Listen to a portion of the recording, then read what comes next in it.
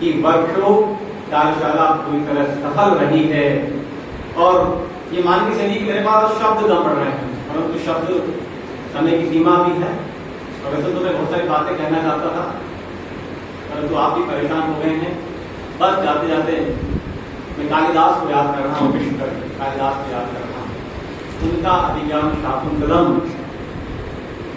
वे अभिज्ञान शाकुंतलम के चौथे सर्ग में जो सौंदर्य वर्णन करते हैं आप कल्पना भी नहीं कर सकते। वे कहते हैं अनाघातम पुष्पम, अनाघातम पुष्पम, किसलय अलुनम करुहे, रनाभिधम रत्नम, मधुनव मनसादित रसम।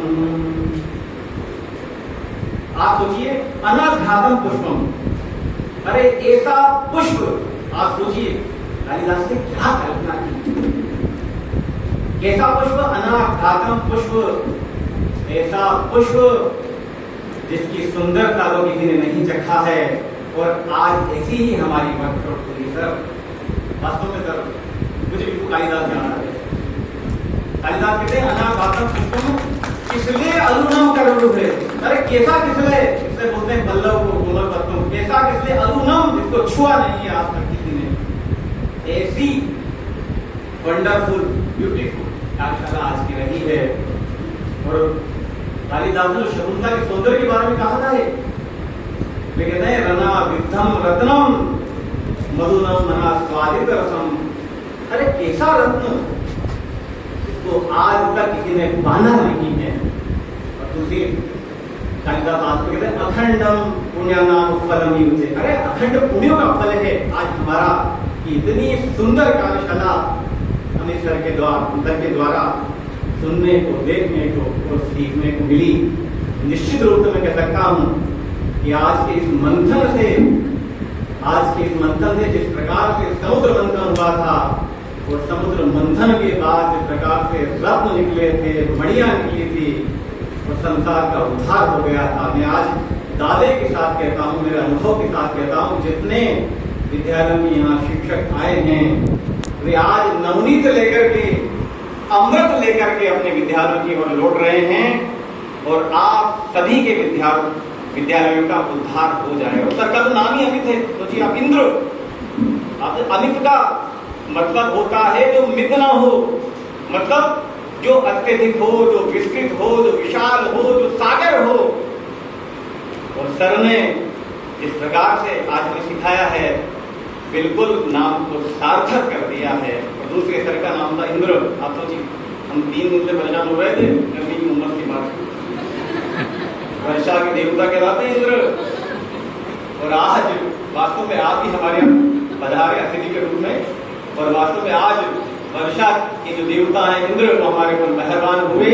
और ये कार्यशाला जो है शांति के वातावरण में, शीतल वातावरण में संपन्न हुई। और आप सभी का बहुत बड़ा योगदान है, क्योंकि एक पक्षीय कार्यशाला कभी सफल नहीं कहलाती। वन साइड जो कार्यशाला होती है कभी सफल नहीं कहलाती। दोनों तरफ से जब योगदान होता है तो कार्यशाला सफल होती है। और सर ने बात की थी, माइंड की बात की, हार्ट की बात की, हैंड की बात की, मेहंदी वाला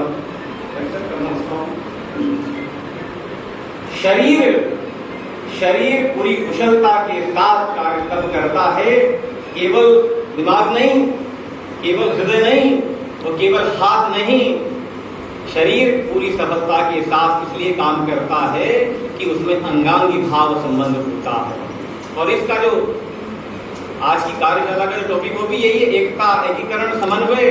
अरे शरीर से सीखे हम, शरीर के जितने हिस्से हैं, जितने भाग हैं, जितने पार्ट हैं, हाथ की बात करें, मुंह की बात करें, छोटे से छोटे अंग की बात करें, नाखूनों की बात करें, उंगली की बात करें, किस तरह से मिलकर के पूरे एकीकरण के साथ कार्य करते हैं तो शरीर सफलता पूर्वक अपना प्रस्तुतिकरण करता है, सारे काम करता है। आप सोचिए बहुत सारे अंग तो ऐसे हैं जो सामने में नहीं आते। जीभ की देखिए आप, अरे जीभ दिखाई नहीं पड़ती, परंतु आप सोचिए जीभ के बिना आप बोल सकते हैं क्या? नहीं बोल सकते। आप गूंगे हो जाएंगे, कानों की बात कर लीजिए, आप दांतों की बात कर लीजिए, आपके दांत दिखाई नहीं पड़ेंगे, आप मुस्कुराते हुए कितने दिखाई पड़ेंगे? आप मुस्कुराते हुए दिखाई नहीं पड़ सकते। इस तरह से शरीर अपने अंगों के साथ समन्वित होकर के एकता के साथ, एकीकरण के साथ कार्य करता है, तब शरीर सफल कहलाता है। उसमें मन की बात भी होगी, आत्मा की बात भी होगी, दिमाग की बात भी होगी, हृदय की बात भी होगी, और छोटे से छोटे जितने अंग हैं उन सब की बात होगी। आज की कार्यशाला सफल हुई है, इसके कारण हमारे सर हैं और आप सब लोगों का अमूल्य योगदान है। जिस तरह राम सेतु बना था ना, अरे जिसकी जैसी क्षमता, परंतु वो अपना योगदान कर रहा था। आपको गैलेरी का प्रसंग आता है, गैलेरी की क्षमता कितनी है? अरे भाई हनुमान हैं, नल हैं, नील हैं, सबकी क्षमता अलग है। बड़े बड़े पत्थर वो राम नाम लिख करके समुद्र में जो है प्रवाहित कर रहे थे, परंतु गैलेरी की क्षमता उतनी नहीं है। परंतु जब गैलेरी से पूछा तुम क्या कर रही हो भाई, बाहर आ रही हो, फिर जाती हो, फिर आती हो, फिर गैलेरी ने कहा, क्या कहा कि मेरी क्षमता इतनी ही है, परंतु समय ये ना कहे क्या कि मेरा योगदान नहीं था राम सेतु को बनाने में। इसलिए सबका योगदान है, हनुमान का भी योगदान है, अंगद का भी योगदान है, नल और नील का भी योगदान है, सर का भी योगदान है, और आप सभी का भी बहुत महत्वपूर्ण योगदान है। और हम सभी के, आप सभी के योगदान के कारण ही आज की वर्कशॉप, आज की कार्यशाला पूरी तरह सफल रही है। और प्रिंसिपल सर की मैं तारीफ करना चाहूंगा, इतना सुंदर विषय, इतनी सुंदर वर्कशॉप हम सबके लिए उन्होंने चुना, जितनी प्रशंसा की जाए उतनी कम है। और मेरे जैसे सामान्य और छोटे अध्यापक को सर ने इसके लिए चुना, मैं हृदय से उनका बहुत बहुत आभार, धन्यवाद व्यक्त करता हूँ। जय हिंद, जय भारत।